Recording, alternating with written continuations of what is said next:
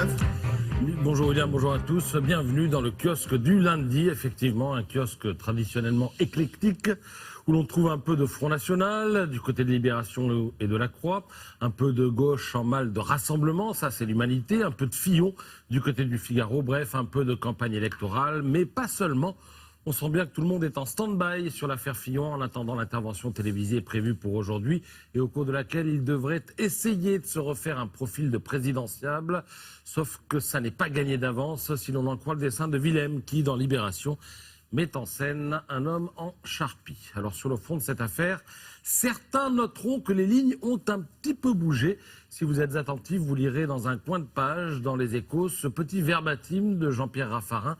C'est lui qui a la légitimité et peut éventuellement la transmettre, dit-il, à propos de François Fillon. Cette citation fait écho à l'article que publie le Figaro où il est question de Juppé. La semaine dernière, il ne s'imaginait pas en plan B. Aujourd'hui, il n'exclut plus de prendre la relève sous certaines conditions. Alors j'ai lu, pour connaître les conditions, eh bien la condition majeure, c'est qu'il veut le consensus autour de lui. Et pour obtenir le consensus, il se pourrait bien qu'il lui faille faire une place à François Baroin au moment de choisir un locataire pour Matignon.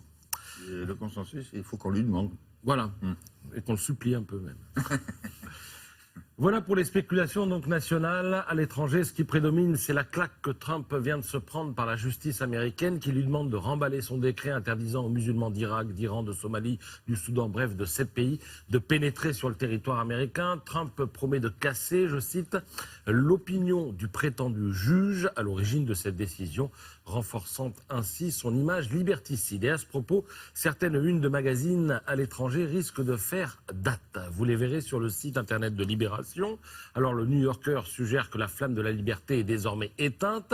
Il faut savoir que le New Yorker est une institution et que chacune de ses couvertures dessinées porte un message en général pertinent sur la société contemporaine. Quant à l'allemand Spiegel, qu'on a vu et qu'on va peut-être voir, eh bien c'est sans doute le plus prestigieux des magazines d'Europe. Et d'ailleurs, l'illustrateur de la couverture est né à Cuba et s'est installé aux États-Unis sous le statut de réfugié dans les années 80. Et là, celui qui a fait le New Yorker, c'est un dessin, on ne sait pas qui c'est. C'est un dessin et je n'ai pas le nom du dessinateur, mais je peux le retrouver. Je pense à Sampé qui a souvent dessiné pour les couvertures. Exact, Sampé l'a beaucoup fait pour le New Yorker. Pour le New Yorker.